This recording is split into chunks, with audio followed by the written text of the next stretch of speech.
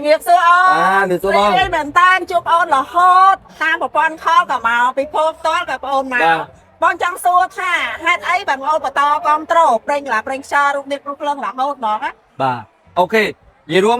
តាមពិតបើសិនជាខ្ញុំណាបើtôiខ្ញុំហ្មងពីមុនណាជាមនុស្សដែលមិនចេះប្រើប្រេងកាឡាប្រេងខ្យល់ទេព្រោះខ្ញុំមិនចូលចិត្តហើយខ្ញុំគិតថាវាអត់ល្អប៉ុន្តែថ្ងៃមួយដែលខ្ញុំទៅប្រជុំមកមានអារម្មណ៍ថាចុករួយហើយរួយចង្កេះរួយខ្នងខ្ញុំរៀបប្រហែលជា4 5នាទី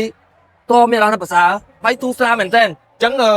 ដូចជាប្រេងនេះលុញផងរត់ផងអាសម្រាប់លុញរត់នោះគឺមានប្រសិទ្ធភាព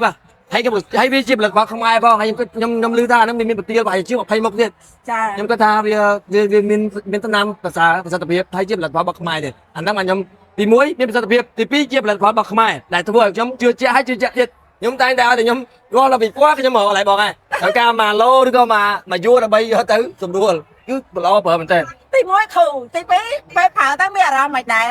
មានអារម្មណ៍ថាសម្លាស់ខ្លួនហ្មងសម្លាស់ខ្លួនហើយមានអារម្មណ៍ថាចុករួយបាត់អស់លេងហ្មង